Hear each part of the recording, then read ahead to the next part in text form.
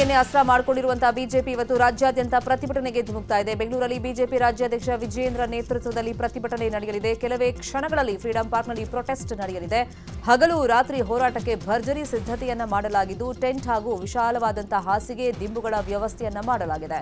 ಯತ್ನಾಳ್ ಉಚ್ಚಾಟನೆ ಬಳಿಕ ಭಾರೀ ಹುಮ್ಮಸ್ಸಿನಲ್ಲಿರುವಂತಹ ವಿಜಯೇಂದ್ರ ತಮ್ಮ ಸಾಮರ್ಥ್ಯ ಸಾಬೀತಿಗೆ ಮುಂದಾಗಿದ್ದಾರೆ.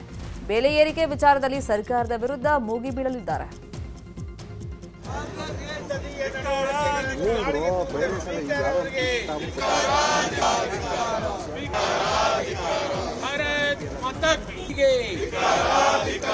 ಕಾಂಗ್ರೆಸ್ ಪಾರ್ಟಿಯ ಸರ್ವಾಧಿಕಾರಿ ನೀತಿಗೆ ಹೇಳಿ ಮಾತಾ ಕಿ ಅನ್ಯಾಯ. ದರ ಏರಿಕೆ ವಿರುದ್ಧ ಬಿಜೆಪಿ ಪ್ರತಿಭಟನೆ ವಿಚಾರವಾಗಿ ಡಿಸಿಎಂ ಡಿಕೆ ಶಿವಕುಮಾರ್ ಪ್ರತಿಕ್ರಿಯೆ ನೀಡಿದ್ದಾರೆ. ಬೆಂಗಳೂರಿನಲ್ಲಿ ಮಾತನಾಡಿದ ಅವರು, ನಾವು ವಿದ್ಯುತ್ ಬೆಲೆ ಕಡಿಮೆ ಮಾಡಿದ್ದೇವೆ, ಅದರ ಬಗ್ಗೆ ಮಾತನಾಡ್ತಾ ಇಲ್ಲ ಬಿಜೆಪಿಯವರು. ಬಿಜೆಪಿ ರೈತರ ವಿರೋಧಿ. ಬೇರೆ ರಾಜ್ಯಗಳಿಗಿಂತ ನಮ್ಮ ರಾಜ್ಯದಲ್ಲಿ ಕಡಿಮೆ ಬೆಲೆ ಇದೆ. ಇವತ್ತು ನೀರಿನ ಬೆಲೆ ವಿಧಿ ಇಲ್ಲದೆ ಹೆಚ್ಚಿಗೆ ಮಾಡುವ ಅನಿವಾರ್ಯತೆ ಇದೆ. ತುಂಬಾ ಹೆಚ್ಚು ಮಾಡಲು ಕೂಡ ಆಗಲ್ಲ, ಬಡವರಿಗೆ ಸಮಸ್ಯೆ ಆಗುತ್ತೆ. ಬೋರ್ಡ್ ತೀರ್ಮಾನ ತೆಗೆದುಕೊಳ್ಳೋದಕ್ಕೆ ತಿಳಿಸಿದ್ದೇನೆ. 1,000 ಕೋಟಿ ರೂಪಾಯಿ ನೀರಿನಿಂದ ಲಾಸ್ ಆಗ್ತಾ ಇದೆ ಎಂದಿದ್ದಾರೆ.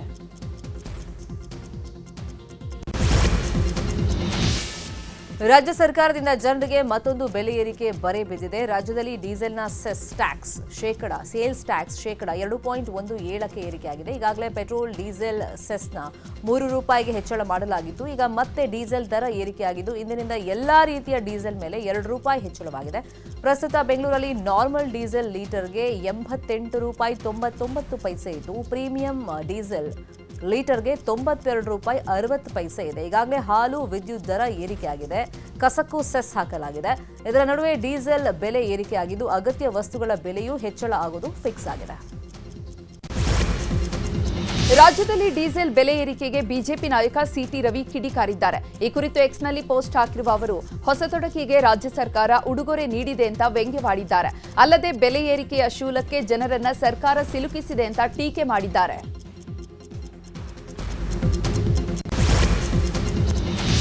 ಅಲೋವೆರಾ ಜ್ಯೂಸ್ ಅಂತ ಬಾಲಕಿಯೊಬ್ಬಳು ಕ್ರಿಮಿನಾಶಕ ಸೇವಿಸಿದ್ದು ಪೋಷಕರ ನಿರ್ಲಕ್ಷ್ಯಕ್ಕೆ ಬಲಿಯಾಗಿರುವಂತಹ ಘಟನೆ ಬೆಂಗಳೂರಿನ ಬ್ಯಾಟರಾಯನಪುರದಲ್ಲಿ ನಡೆದಿದೆ. 14 ವರ್ಷದ ವಿದ್ಯಾರ್ಥಿನಿ ನಿಧಿ ಕೃಷ್ಣ ಮೃತ ಬಾಲಕಿಯು ಆರೋಗ್ಯ ಕಾಪಾಡಿಕೊಳ್ಳುವುದಕ್ಕೆ ಪ್ರತಿನಿತ್ಯ ಅಲೋವೆರಾ ಜ್ಯೂಸ್ ಕುಡಿತಾ ಇದ್ದು, ಆದರೆ ಅಲೋವೆರಾ ಡಬ್ಬದಲ್ಲಿ ಗಿಡಗಳಿಗೆ ಬಳಸುವಂತ ಹರ್ಬಿಸೈಡ್ ಔಷಧವನ್ನ ಮನೆಯವರು ತುಂಬಿಸಿಟ್ಟಿದ್ದರು.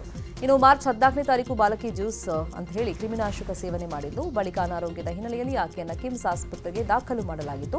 ಮಾರ್ಚ್ 31ರಂದು ಚಿಕಿತ್ಸೆ ಫಲಕಾರಿಯಾಗದೆ ಬಾಲಕಿ ಸಾವನ್ನಪ್ಪಿದ್ದಾಳೆ. ನಾರಾಯಣಪುರ ಡ್ಯಾಂ ನೀರಿಗಾಗಿ ಯಾದಗಿರಿ ಬಂದ್ಗೆ ಕರೆ ನೀಡಲಾಗಿದೆ. ಸರ್ವ ಸಂಘಟನೆಗಳ ಒಕ್ಕೂಟದಿಂದ ಯಾದಗಿರಿ ಬಂದ್ಗೆ ಕರೆ ನೀಡಲಾಗಿದೆ. ಎಸ್ಎಸ್ಎಲ್ಸಿ ವಿದ್ಯಾರ್ಥಿಗಳ ಪರೀಕ್ಷೆ ಅನುಕೂಲಕ್ಕಾಗಿ ಬೆಳ್ಳಂಬೆಳಿಗ್ಗೆ ಬಸ್, ಆಟೋಗಳು ಸಂಚರಿಸ್ತಾ ಇವೆ. ಮೆಡಿಕಲ್ ಶಾಪ್ ಅನ್ನು ಹೊರತುಪಡಿಸಿ ಅಂಗಡಿ ಮುಂಗಟ್ಟು ಬಂದ್ ಆಗಿವೆ.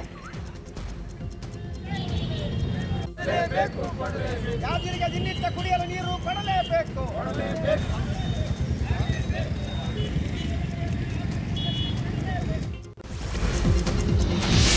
ಗ್ರೇಟರ್ ಬೆಂಗಳೂರು ಅಭಿವೃದ್ಧಿ ಯೋಜನೆಗೆ ವಿರೋಧ ಕೇಳಿಬಂದಿದೆ. ಹೀಗಾಗಿ ಇದರ ವಿರುದ್ಧ ರಾಮನಗರದಲ್ಲಿ ವಾಟಾಳ್ ನಾಗರಾಜ್ ಪ್ರತಿಭಟನೆ ನಡೆಸೋದಕ್ಕೆ ಸಿದ್ಧತೆ ಮಾಡಿಕೊಂಡಿದ್ದಾರೆ. ರಾಮನಗರದ ಐಜೂರು ವೃತ್ತದಲ್ಲಿ ಈಡ್ಗಾಯಿ ಹೊಡೆದು ಸರ್ಕಾರ ಹಾಗೂ ಡಿಸಿಎಂ ಡಿಕೆ ಶಿವಕುಮಾರ್ ವಿರುದ್ಧ ಹೋರಾಟವನ್ನ ಮಾಡಲಿದ್ದಾರೆ. ಪ್ರತಿಭಟನೆ ಮೂಲಕ ಯೋಜನೆ ರದ್ದತಿಗೆ ಆಗ್ರಹವನ್ನ ಮಾಡಲಿದ್ದಾರೆ. ಕಲಬುರಗಿ ಜಿಲ್ಲೆಯ ಬೇಳಕೋಟ ಗ್ರಾಮದ ಬಳಿ ಇರುವಂತಹ ಬೇಳಕೋಟ ಜಲಾಶಯದಲ್ಲಿ ಈಜಲು ತೆರಳಿದ್ದ 2 ವ್ಯಕ್ತಿಗಳು ನಾಪತ್ತೆಯಾಗಿದ್ದಾರೆ. ಆಸಿಫ್ ಅಹಮದ್ ಶೇಖ್, ಇನ್ನು ಮೊಹಮ್ಮದ್ ನಿಜಾಮ್ ಚೋಟುಮಿಯಾ ಜಲಾಶಯದಲ್ಲಿ ನಾಪತ್ತೆಯಾಗಿದ್ದಾರೆ. ಕಲಬುರಗಿಯಿಂದ 6 ಜನ ಸ್ನೇಹಿತರು ಬೇಳಕೋಟ ಡ್ಯಾಂ ವೀಕ್ಷಣೆಗೆ ಅಂತ ಬಂದಿದ್ರು. ಈ ವೇಳೆ ಜಲಾಶಯದಲ್ಲಿ ಈಜಲು ತೆರಳಿದಾಗ ಆಸಿಫ್ ಅಹಮದ್ ಮತ್ತು ಮೊಹಮ್ಮದ್ ನಿಜಾಮ್ ನಾಪತ್ತೆಯಾಗಿದ್ದಾರೆ. ಸಚಿವ ಕೆಎನ್ ರಾಜಣ್ಣ ವಿರುದ್ಧ ಹನಿ ಟ್ರ್ಯಾಪ್ ಯತ್ನ ಪ್ರಕರಣ ಸಂಬಂಧ ರಾಜಣ್ಣ ವಿಚಾರಣೆಗೆ ಸಿಐಡಿ ತಂಡ ಸಿದ್ಧತೆಯನ್ನು ಮಾಡಿಕೊಂಡಿದೆ. ಈಗಾಗಲೇ ಪ್ರಕರಣ ಸಂಬಂಧ ಹೇಳಿಕೆ ದಾಖಲಿಸುವ ಬಗ್ಗೆ ರಾಜಣ್ಣ ಗಮನಕ್ಕೂ ಸಿಐಡಿ ಅಧಿಕಾರಿಗಳು ತಂದಿದ್ದಾರೆ. ಇವತ್ತು ಮನೆಗೆ ತೆರಳಿ ರಾಜಣ್ಣ ಅವರಿಂದ ಹೇಳಿಕೆ ದಾಖಲಿಸುವಂತ ಸಾಧ್ಯತೆ ಇದೆ. ಸದ್ಯ ಸಾಕ್ಷ್ಯ ಇಲ್ಲದೆ ಇರೋದ್ರಿಂದ ರಾಜಣ್ಣ ಹೇಳಿಕೆ ಮೇಲೆ ಮುಂದಿನ ತನಿಖೆಯನ್ನು ಸಿಐಡಿ ಚುರುಕುಗೊಳಿಸಲಿದೆ. ಇನ್ನು ರಾಜಣ್ಣ ಹೇಳಿಕೆ ಜೊತೆಗೆ ರಾಜಣ್ಣ ಗನ್ಮ್ಯಾನ್ ಸೇರಿದಂತೆ ಆಪ್ತರು, ಭದ್ರತಾ ಸಿಬ್ಬಂದಿ, ಪಿಎಗಳ ವಿಚಾರಣೆಯನ್ನು ಸಿಐಡಿ ಅಧಿಕಾರಿಗಳು ಮಾಡ್ತಾರೆ. ಹನಿ ಟ್ರ್ಯಾಪ್ ಪ್ರಕರಣದ ಸಂಬಂಧ ಸೋಮಶೇಖರ್ ಅಲಿಯಾಸ್ ಜೈಪುರ ಸೋಮನ ಬಂಧನವೇ ಪೊಲೀಸರಿಗೆ ಸವಾಲಾಗಿದೆ. 4-5 ಪೊಲೀಸ್ ತಂಡಗಳು ಹಿಂದೆ ಬಿದ್ದಿದ್ರೂ ಕೂಡ ಸಿಗದೆ ಸೋಮ ಎಸ್ಕೇಪ್ ಆಗ್ತಾ ಇದ್ದು, ತುಮಕೂರು ನಗರ, ನೆಲಮಂಗಲ, ಯಲಹಂಕ, ಚಿಕ್ಕಬಳ್ಳಾಪುರದಲ್ಲಿ ಪೊಲೀಸರು ತಲಾಶ್ ನಡೆಸುತ್ತಿದ್ದಾರೆ. ಇತ್ತ ಪೊಲೀಸ್ ಕಸ್ಟಡಿಯಲ್ಲಿರುವಂತಹ ಪುಷ್ಪಾಳಿಗೆ ಮಹಿಳಾ ಪೊಲೀಸರು ಫುಲ್ ಡ್ರಿಲ್ ಮಾಡ್ತಿದ್ದಾರೆ. ಕೆಂಪೇಗೌಡ ಅಂತಾರಾಷ್ಟ್ರೀಯ ವಿಮಾನ ನಿಲ್ದಾಣ ಬೆಂಗಳೂರಿನ ಅಧಿಕೃತ ವೆಬ್ಸೈಟ್ನಲ್ಲಿ ಕನ್ನಡ ಭಾಷೆಯ ಆಯ್ಕೆಯನ್ನ ಹೊಸದಾಗಿ ಪರಿಚಯಿಸಲಾಗಿದೆ. ಏರ್ಪೋರ್ಟ್ನ ಎಲ್ಲಾ ಮಾಹಿತಿಗಳು ಕನ್ನಡದಲ್ಲಿ ಲಭ್ಯ ಇರುತ್ತೆ. ಸ್ಥಳೀಯ ಪ್ರಯಾಣಿಕರು ವಿಮಾನ ನಿಲ್ದಾಣದ ಸೇವೆಗಳನ್ನು ಸುಲಭವಾಗಿ ಕನ್ನಡ ಭಾಷೆಯಲ್ಲಿ ಆಯ್ಕೆ ಮಾಡಿಕೊಳ್ಳಬಹುದು. ಇಂದು ದಾವಣಗೆರೆ ವಿವಿಯ 12ನೇ ಘಟಿಕೋತ್ಸವ ನಡೆಯಲಿದ್ದು 46 ವಿದ್ಯಾರ್ಥಿಗಳು 87 ಚಿನ್ನದ ಪದಕ ಹಾಗೂ 57 ಪಿಎಚ್ಡಿ ಪದವಿಯನ್ನ ಪಡೆಯಲಿದ್ದಾರೆ. ವಿಶ್ವವಿದ್ಯಾನಿಲಯದ ಕುಲಾಧಿಪತಿ ಹಾಗೂ ರಾಜ್ಯಪಾಲರಾದ ಥಾವರ್ ಚಂದ್ ಗೆಹ್ಲೋಟ್ ಘಟಿಕೋತ್ಸವದ ಅಧ್ಯಕ್ಷತೆಯನ್ನು ವಹಿಸಲಿದ್ದಾರೆ. ಏಪ್ರಿಲ್ 5ರಂದು ಕಾರವಾರದ ಕದಂಬ ನೌಕಾನೆಲೆಗೆ ರಕ್ಷಣಾ ಸಚಿವ ರಾಜನಾಥ್ ಸಿಂಗ್ ಆಗಮಿಸಲಿದ್ದಾರೆ. 2ನೇ ಹಂತದ ಯೋಜನೆಯ ವಿವಿಧ ಅಭಿವೃದ್ಧಿ ಕಾಮಗಾರಿಗಳನ್ನು ಉದ್ಘಾಟನೆ ಮಾಡಲಿದ್ದಾರೆ. ಈ ಕುರಿತು ಕಾರವಾರ ಕದಂಬ ನೌಕಾನೆಲೆಯ ಅಧಿಕಾರಿಗಳು ಮಾಹಿತಿ ನೀಡಿದ್ದಾರೆ. ಇವತ್ತು ಸಿಎಂ ಸಿದ್ದರಾಮಯ್ಯ ದೆಹಲಿಗೆ ಪ್ರಯಾಣವನ್ನ ಮಾಡ್ತಾ ಇದ್ದು, ದೆಹಲಿಯಲ್ಲಿ ನೂತನವಾಗಿ ನಿರ್ಮಿಸಿರುವಂತಹ ಕರ್ನಾಟಕ ಭವನ ಕಟ್ಟಡವನ್ನು ಉದ್ಘಾಟನೆ ಮಾಡಲಿದ್ದಾರೆ. ಮಧ್ಯಾಹ್ನ 12 ಗಂಟೆಗೆ ಬೆಂಗಳೂರ ಕೆಂಪೇಗೌಡ ವಿಮಾನ ನಿಲ್ದಾಣದಿಂದ ವಿಶೇಷ ವಿಮಾನದಲ್ಲಿ ದೆಹಲಿಗೆ ಪ್ರಯಾಣವನ್ನ ಬೆಳೆಸಲಿದ್ದಾರೆ. ಇದೇ ವೇಳೆ ದೆಹಲಿಯಲ್ಲಿ ಕೇಂದ್ರದ ಕೆಲ ಸಚಿವರನ್ನ ಭೇಟಿಯಾಗಿ ರಾಜ್ಯದ ಕೆಲ ಯೋಜನೆಗಳ ಕುರಿತಂತೆ ಚರ್ಚೆ ನಡೆಸುವ ಸಾಧ್ಯತೆ ಇದೆ. ದೆಹಲಿಗೆ ಸಿಎಂ ಭೇಟಿ ನೀಡ್ತಾ ಇರೋ ಬೆನ್ನಲ್ಲೇ ಸಚಿವ ಸ್ಥಾನ ಆಕಾಂಕ್ಷಿಗಳು ಅಲರ್ಟ್ ಆಗಿದ್ದಾರೆ.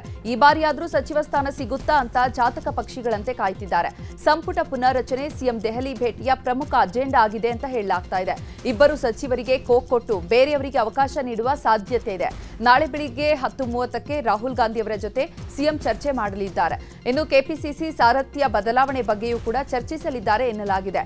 ರೇಸ್ನಲ್ಲಿ ಸತೀಶ್ ಜಾರಕಿಹೊಳಿ ಮತ್ತು ಈಶ್ವರ ಖಂಡ್ರೆ ಹೆಸರು ಕೇಳಿ ಬರ್ತಾ ಇದೆ. ಖಾಲಿ ಇರುವ 4 ಪರಿಷತ್ ಸ್ಥಾನಗಳಿಗೆ ಅಭ್ಯರ್ಥಿಗಳನ್ನ ಫೈನಲ್ ಮಾಡಲಿದ್ದಾರೆ. ಜೊತೆಗೆ ಹನಿ ಟ್ರ್ಯಾಪ್ ಕೋಲಾಹಲದ ಬಗ್ಗೆಯೂ ಕೂಡ ವರಿಷ್ಠರಿಗೆ ಸಿಎಂ ಮಾಹಿತಿಯನ್ನ ನೀಡಲಿದ್ದಾರೆ. ದೆಹಲಿಯಲ್ಲಿನ ಕರ್ನಾಟಕ ಭವನದ ಉದ್ಘಾಟನೆಗೆ ಗೃಹ ಸಚಿವ ಪರಮೇಶ್ವರ್ಗೆ ಆಹ್ವಾನ ನೀಡಿಲ್ಲ. ಹೀಗಾಗಿ ಆಹ್ವಾನ ನೀಡದ್ದಕ್ಕೆ ಸಿಎಂ ವಿರುದ್ಧ ಪರಮೇಶ್ವರ್ ಅಸಮಾಧಾನಗೊಂಡಿದ್ದಾರೆ. ಹಿಂದೆ ಡಿಸಿಎಂ ಆಗಿದ್ದಾಗ ಪರಮೇಶ್ವರ್ ಈಗ ಉದ್ಘಾಟನೆಯಾಗ್ತಿರೋ ಕಟ್ಟಡಕ್ಕೆ ಶಂಕುಸ್ಥಾಪನೆ ನೆರವೇರಿಸಿದ್ರು. ಆದರೆ ಈಗ ಕಟ್ಟಡ ಉದ್ಘಾಟನೆಗೆ ಪರಮೇಶ್ವರ್ಗೆ ಆಹ್ವಾನ ಕೊಟ್ಟಿಲ್ಲ. ಇದರಿಂದ ಬೇಸರಗೊಂಡ ಪರಮೇಶ್ವರ್ ಆಪ್ತರೊಂದಿಗೆ ತಮ್ಮ ಅಸಮಾಧಾನ ವ್ಯಕ್ತಪಡಿಸಿದ್ದಾರೆ. ಸಿಎಂ ಚಿನ್ನದ ಪದಕಕ್ಕೆ ಆಯ್ಕೆಯಾದ ಪೊಲೀಸ್ ಇನ್ಸ್ಪೆಕ್ಟರ್ ಕುಮಾರ್ಗೆ ಲೋಕಾಯುಕ್ತ ಶಾಕ್ ನೀಡಿದೆ. ಲೋಕಾಯುಕ್ತ ದಾಳಿ ವಿಚಾರ ತಿಳಿಯುತ್ತಿದ್ದಂತೆ ಇನ್ಸ್ಪೆಕ್ಟರ್ ಮನೆಯಲ್ಲೇ ಇಲಾಖೆಯ ಜೀಪ್ ಬಿಟ್ಟು ಎಸ್ಕೇಪ್ ಆಗಿದ್ದಾರೆ. ಗುತ್ತಿಗೆದಾರ ಚೆನ್ನೇಗೌಡ ಹಾಗೂ ಕುಟುಂಬಕ್ಕೆ ಅನ್ನಪೂರ್ಣೇಶ್ವರಿ ನಗರ ಪೊಲೀಸ್ ಇನ್ಸ್ಪೆಕ್ಟರ್ ಕುಮಾರ್ನಿಂದ ಕಿರುಕುಳ ನೀಡ್ತಾ ಇದ್ದ ಆರೋಪ ಕೇಳಿಬಂದಿತ್ತು. ಲೋಕಾಯುಕ್ತ ದಾಳಿ ಭೀತಿಯಿಂದಾಗಿ ಪೊಲೀಸ್ ಇನ್ಸ್ಪೆಕ್ಟರ್ ಕುಮಾರ್ ನಾಪತ್ತೆಯಾಗಿದ್ದಾರೆ ಎನ್ನಲಾಗಿದೆ. ಲೋಕಾಯುಕ್ತ ಪೊಲೀಸರು ಹೆಡ್ ಕಾನ್ಸ್ಟೇಬಲ್ ಉಮೇಶ್, ಆನಂದ್ ಮತ್ತು ಸೋಮಶೇಖರ್, ಆರಾಧ್ಯ, ದಿನೇಶ್ ಹಾಗೂ ಮನೆ ಖರೀದಿದಾರ ಗವಿಗೌಡ ವಶಕ್ಕೆ ಪಡೆದಿದ್ದಾರೆ. ಚನ್ನೇಗೌಡ ಹಾಗೂ ಪತ್ನಿ ಅನುಷಾಗೆ ಪೊಲೀಸ್ ಇನ್ಸ್ಪೆಕ್ಟರ್ ಕುಮಾರ್ ಕಿರುಕುಳ ನೀಡುತ್ತಿದ್ದಂತೆ ನಿನ್ನೆ ಸಂಜೆ ಹೋಟೆಲ್ನಲ್ಲಿ ಚನ್ನೇಗೌಡರ ಕರೆಸಿ ಒತ್ತಾಯಪೂರ್ವಕವಾಗಿ ಅಗ್ರಿಮೆಂಟ್ಗೆ ಸಹಿ ಮಾಡಿಸಿಕೊಂಡಿದ್ದಾರಂತೆ. ಮಂಡ್ಯದಲ್ಲಿ ಲವ್ ಮನಿ ದೋಖಾ ಕಹಾನಿಯೊಂದು ಬೆಳಕಿಗೆ ಬಂದಿದೆ. ಮೂವರ ಬಾಳಿನಲ್ಲಿ ಮಾಯಾಂಗನೆ ಚೆಲ್ಲಾಟವಾಡಿದ್ದು, ಪ್ರೀತಿ, ನಿಶ್ಚಿತಾರ್ಥ, ಮದುವೆ ಹೆಸರಲ್ಲಿ ವಂಚನೆ ಮಾಡಿ ಎಸ್ಕೇಪ್ ಆಗಿದ್ದಾಳೆ. ಮಂಡ್ಯ ಜಿಲ್ಲೆಯ ವೈಷ್ಣವಿ ಎಂಬಾಕೆ ಹಾಸನದ ರಘು, ಮಂಡ್ಯದ ಶಶಿಗೆ ಪ್ರೀತಿ ಹೆಸರಲ್ಲಿ ಮೋಸ ಮಾಡಿ ಶಿವು ಎಂಬಾತನ ಜೊತೆಗೆ ಮದುವೆಯಾಗಿ ಕಳ್ಳಾಟ ಆಡಿದಾಳೆ. ಹಾಸನದ ರಘು ಜೊತೆ 5 ವರ್ಷಗಳ ಕಾಲ ಪ್ರೀತಿ ಮಾಡಿ ಧರ್ಮಸ್ಥಳದಲ್ಲಿ ಮದುವೆ ವೇಳೆ ಸೀರೆ ಆಭರಣಗಳ ಜೊತೆ ವೈಷ್ಣವಿ ಎಸ್ಕೇಪ್ ಆಗಿದ್ಲಂತೆ. ಬಳಿಕ ಮತ್ತೊಬ್ಬ ಪ್ರಿಯಕರ ಶಿವು ಎಂಬಾತನ ಜೊತೆಗೆ ಜೂಟ್ ಆಗಿದ್ಲಂತೆ. ಶಿವು ಜೊತೆ ಮದುವೆಯಾಗಿ 1 ವರ್ಷ ಸಂಸಾರ ಮಾಡಿ ಬಳಿಕ ಮುನಿಸ್ಕೊಂಡು ತವರು ಮನೆ ಸೇರ್ಕೊಂಡಿದ್ಲು. ಈ ವೇಳೆ ಶಶಿ ಎಂಬಾತನ ಪ್ರೀತಿಗೆ ಬಿದ್ದಿದ್ದ ವೈಷ್ಣವಿ ಕಳೆದ ಮಾರ್ಚ್ 24ರಂದು ಶಶಿ ಜೊತೆನೂ ಮದುವೆಯಾಗಿದ್ದಾಳೆ.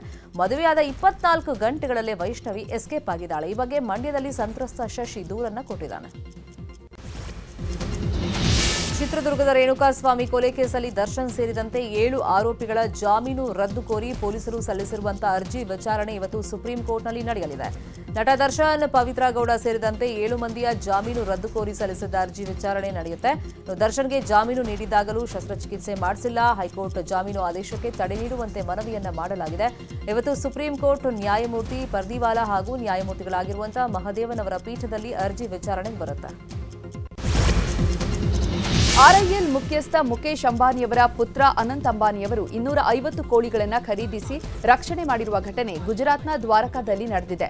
ದ್ವಾರಕೆಗೆ 140 ಕಿಲೋಮೀಟರ್ ಪಾದಯಾತ್ರೆ ಹೊರಟಿದ್ದ ಅನಂತ್ ಅಂಬಾನಿ ಮಾರ್ಗ ಮಧ್ಯೆ ಕೋಳಿ ಸಾಗಾಣೆ ವ್ಯಾನ್ ಅನ್ನು ಕಂಡು ನಿಲ್ಲಿಸಿದ್ದಾರೆ. ಬಳಿಕ ವ್ಯಾನ್ನಲ್ಲಿದ್ದ 250 ಕೋಳಿಗಳನ್ನು ದುಪ್ಪಟ್ಟು ಬೆಲೆಗೆ ಖರೀದಿಸಿ ರಕ್ಷಣೆ ಮಾಡಿದ್ದಾರೆ. ಬಳಿಕ ಕೋಳಿಯೊಂದಿಗೆ ಮುಂದೆ ಸಾಗುತ್ತಾ ಜೈ ದ್ವಾರಕಾಧೀಶ್ ಎಂದು ಘೋಷಣೆ ಕೂಗಿದ್ದಾರೆ.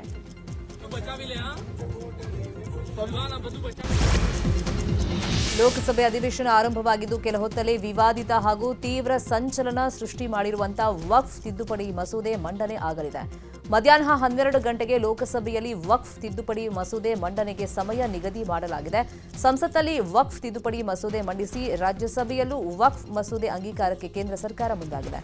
ಈಗಾಗಲೇ ಸಂಸತ್ನಲ್ಲಿ ವಕ್ಫ್ ಮಸೂದೆ ಮೇಲೆ 8 ಗಂಟೆಗಳ ಕಾಲ ಚರ್ಚೆಗೆ ಸ್ಪೀಕರ್ ಸಮಯವನ್ನ ಫಿಕ್ಸ್ ಮಾಡಿದ್ದು ಕೋಲಾಹಲ ಸೃಷ್ಟಿಸುವಂತ ಸಾಧ್ಯತೆ ಇದೆ. ಥಾಯ್ಲೆಂಡ್ನ ಬ್ಯಾಂಕಾಕ್ನಲ್ಲಿ ನಾಳೆಯಿಂದಾಗಿ 4ನೇ ತಾರೀಕಿನವರೆಗೆ 6ನೇ ಬಿಮ್ಸ್ಟೆಕ್ ಶೃಂಗಸಭೆ ಮತ್ತು ಸಂಬಂಧಿತ ಸಭೆಗಳು ನಡೆಯಲಿದೆ. ಈ ಶೃಂಗಸಭೆಯಲ್ಲಿ ಭಾಗಿಯಾಗಲು ಪ್ರಧಾನಿ ಮೋದಿ ಥೈಲ್ಯಾಂಡ್ ಪ್ರವಾಸವನ್ನು ಕೈಗೊಂಡಿದ್ದಾರೆ. ಇದಾದ ಬಳಿಕ ಏಪ್ರಿಲ್ 4ರಿಂದ 6ರವರೆಗೆ ಶ್ರೀಲಂಕಾ ಪ್ರವಾಸವನ್ನು ಕೈಗೊಳ್ಳಲಿದ್ದಾರೆ. 18ನೇ ಆವೃತ್ತಿಯ 14ನೇ ಐಪಿಎಲ್ ಪಂದ್ಯದಲ್ಲಿ ಆರ್ಸಿಬಿ ಮತ್ತು ಗುಜರಾತ್ ಟೀಮ್ ಮುಖಾಮುಖಿಯಾಗ್ತಾ ಇದೆ. ತವರಿನಾಚೆ ನಡೆದ 2 ಪಂದ್ಯದಲ್ಲೂ ಭರ್ಜರಿ ಗೆಲುವು ಸಾಧಿಸಿರುವ ಚಾಲೆಂಜರ್ಸ್ ಬೆಂಗಳೂರಲ್ಲೂ ಅಬ್ಬರಿಸಲು ರೆಡಿಯಾಗಿದೆ. ಗುಜರಾತ್ ಟೈಟಾನ್ಸ್ ವಿರುದ್ಧ ಸೆಣಸಾಡಲು ಸಿದ್ಧವಾಗಿರುವ ಆರ್ಸಿಬಿ ಹ್ಯಾಟ್ರಿಕ್ ಗೆಲುವಿನ ನಿರೀಕ್ಷೆಯಲ್ಲಿದೆ. ಬೆಂಗಳೂರಿನ ಚಿನ್ನಸ್ವಾಮಿ ಸ್ಟೇಡಿಯಂನಲ್ಲಿ ನಡೆಯಲಿರುವಂತಹ ಐಪಿಎಲ್ ಟಿ20 ಕ್ರಿಕೆಟ್ 7 ಪಂದ್ಯಗಳ ವೀಕ್ಷಿಸಲು ಬರುವವರಿಗೆ ನಮ್ಮ ಮೆಟ್ರೋ ತಡರಾತ್ರಿ 12:30ರವರೆಗೆ ಮೆಟ್ರೋ ಸೇವೆ ವಿಸ್ತರಣೆ ಮಾಡಿರುವುದಾಗಿ ಬಿಎಂಆರ್ಸಿಎಲ್ ತಿಳಿಸಿದೆ. ಐಪಿಎಲ್ ಪಂದ್ಯಾವಳಿ ನಡೆಯಲಿರುವಂತಹ ಏಪ್ರಿಲ್ 2, 8, 10, 18, 24, ಮೇ 3, 13 ಹಾಗೂ 17ರಂದು ಎಲ್ಲಾ 4 ಟರ್ಮಿನಲ್ ನಿಲ್ದಾಣಗಳಿಂದ ಕೊನೆಯ ಮೆಟ್ರೋ ರೈಲು ಸೇವೆಯನ್ನು ರಾತ್ರಿ 12:30ವರೆಗೆ ವಿಸ್ತರಣೆ ಮಾಡಲಾಗಿದೆ. ಇಂದು ಬೆಂಗಳೂರಿನ ಚಿನ್ನಸ್ವಾಮಿ ಸ್ಟೇಡಿಯಂನಲ್ಲಿ ಆರ್ಸಿಬಿ ಮತ್ತು ಗುಜರಾತ್ ಟೈಟಾನ್ಸ್ ನಡುವೆ ಬಿಗ್ ಫೈಟ್ ನಡೆಯಲಿದೆ. ಹೈ ವೋಲ್ಟೇಜ್ ಪಂದ್ಯದ ಹಿನ್ನೆಲೆಯಲ್ಲಿ ಆಹಾರ ಸುರಕ್ಷತೆ ಮತ್ತು ಗುಣಮಟ್ಟ ಇಲಾಖೆ ಹೈ ಅಲರ್ಟ್ ಆಗಿದೆ. ಕಳೆದ ಬಾರಿಯ ಮ್ಯಾಚ್ಗಳಲ್ಲಿ ಸ್ಟೇಡಿಯಂ ಕ್ಯಾಂಟೀನ್ನಲ್ಲಿ ಆಹಾರ ಸೇವಿಸಿದ ಅಭಿಮಾನಿಗಳಿಗೆ ಫುಡ್ ಪಾಯ್ಸನ್ ಉಂಟಾಗಿದ್ದ ಘಟನೆಗಳು ವರದಿಯಾಗಿದ್ವು. ಈ ಹಿನ್ನೆಲೆಯಲ್ಲಿ ಆಹಾರ ಇಲಾಖೆ ಈಗ ಕಟ್ಟುನಿಟ್ಟಿನ ಕ್ರಮಗಳನ್ನು ಜಾರಿಗೆ ತಂದಿದೆ. ಸ್ಟೇಡಿಯಂ ಕ್ಯಾಂಟೀನ್ ಆಹಾರ ಪರೀಕ್ಷೆಗೆ ಸೂಚನೆ ನೀಡಲಾಗಿದ್ದು, ಹೀಗಾಗಿ ಆಹಾರ ಪರೀಕ್ಷೆ ನಡೆಸದೆ ಊಟ ನೀಡುವಂತಿಲ್ಲ. ಬೆಂಗಳೂರಲ್ಲಿ ಆರ್ಸಿಬಿ ಗುಜರಾತ್ ಟೈಟನ್ಸ್ ಮುಖಾಮುಖಿಯಾಗಲಿವೆ. ಚಿನ್ನಸ್ವಾಮಿ ಸ್ಟೇಡಿಯಂ ಸುತ್ತಮುತ್ತ ಸಂಚಾರಿ ಪೊಲೀಸರು ಅಲರ್ಟ್ ಆಗಿದ್ದಾರೆ. ಸ್ಟೇಡಿಯಂ ಸುತ್ತಮುತ್ತ ಟ್ರಾಫಿಕ್ ತಡೆಗಟ್ಟಲು ಹಲವು ಕ್ರಮವನ್ನು ಕೈಗೊಳ್ಳಲಾಗಿದೆ. ಮಧ್ಯಾಹ್ನ 3 ಗಂಟೆಯಿಂದ ರಾತ್ರಿ 11 ಗಂಟೆವರೆಗೂ ಸ್ಟೇಡಿಯಂ ಸುತ್ತಮುತ್ತ ನೋ ಪಾರ್ಕಿಂಗ್ ಇರಲಿದೆ. ಇನ್ನು ಮ್ಯಾಚ್ ನೋಡೋಕೆ ಬರೋರಿಗೆ ಪ್ರತ್ಯೇಕ ಪಾರ್ಕಿಂಗ್ಗೆ ವ್ಯವಸ್ಥೆಯನ್ನು ಮಾಡಲಾಗಿದೆ. ಕ್ರೀಡಾಂಗಣ ಸುತ್ತಮುತ್ತ ವಾಹನಗಳ ನಿಲುಗಡೆ ಸ್ಥಳ ಕೊರತೆ ಇರೋದ್ರಿಂದ ಬಿಎಂಟಿಸಿ ಮೆಟ್ರೋ ಬಳಸಲು ಮನವಿ ಮಾಡಲಾಗಿದೆ. ಅಲ್ಲದೆ ಓಲಾ, ಊಬರ್, ಆಟೋ ಇತ್ಯಾದಿ ಕ್ಯಾಬ್ಗಳು ಪಿಕಪ್ ಮತ್ತು ಡ್ರಾಪ್ ಮಾಡೋದಕ್ಕೆ ಸ್ಥಳ ನಿಗದಿ ಮಾಡಲಾಗಿದೆ. ಚಿನ್ನಸ್ವಾಮಿ ಸ್ಟೇಡಿಯಂ ಸುತ್ತ ವಾಹನಗಳ ನಿಲುಗಡೆ ನಿಷೇಧ ಮಾಡಲಾಗಿದೆ. ಕ್ವೀನ್ಸ್ ರಸ್ತೆಯಲ್ಲಿ ಬಾಳೆಕುಂದ್ರಿ ವೃತ್ತದಿಂದ ಕ್ವೀನ್ಸ್ ವೃತ್ತದವರೆಗೆ ರಸ್ತೆಯ 2 ಕಡೆ ನಿಷೇಧವಿದೆ. ಎಂಜಿ ರಸ್ತೆಯಲ್ಲಿ ಅನಿಲ್ ಕುಂಬ್ಳೆ ವೃತ್ತದಿಂದ ಕ್ವೀನ್ಸ್ ವೃತ್ತದವರೆಗೆ ರಸ್ತೆಯ 2 ಕಡೆ ಪಾರ್ಕಿಂಗ್ ಇರಲ್ಲ. ಲಿಂಕ್ ರಸ್ತೆಯಲ್ಲಿ ಎಂಜಿ ರಸ್ತೆಯಿಂದ ಕಬ್ಬನ್ ಪಾರ್ಕ್ವರೆಗೆ, ರಾಜಭವನ ರಸ್ತೆ, ಟಿ ಚೌಡಯ್ಯ ರಸ್ತೆ ಮತ್ತು ರೇಸ್ಕೋರ್ಸ್ ರಸ್ತೆಗಳಲ್ಲಿ ಪಾರ್ಕಿಂಗ್ ಇರಲ್ಲ.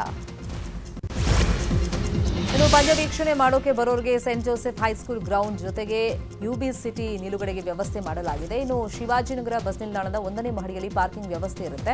ಕೆಎಸ್ಸಿಎ ಸದಸ್ಯರ ವಾಹನಗಳಿಗೆ ಸೆಂಟ್ ಜೋಸೆಫ್ ಬಾಲಕರ ಶಾಲೆ ಮೈದಾನದಲ್ಲಿ ಪಾರ್ಕಿಂಗ್ ವ್ಯವಸ್ಥೆ ಮಾಡಲಾಗಿದೆ. ಅಮೆರಿಕ ಅಧ್ಯಕ್ಷ ಡೊನಾಲ್ಡ್ ಟ್ರಂಪ್ ಘೋಷಿಸಿರುವಂತಹ ಹೊಸ ಸುಂಕಗಳು ಇಂದಿನಿಂದಲೇ ಜಾರಿಗೆ ಬರಲಿದೆ. ಶ್ವೇತಭವನದ ಪತ್ರಿಕಾ ಕಾರ್ಯದರ್ಶಿ ಕರೋಲಿನ್ ಲಿವಿಟ್ ಈ ವಿಷಯವನ್ನ ದೃಢಪಡಿಸಿದ್ದಾರೆ.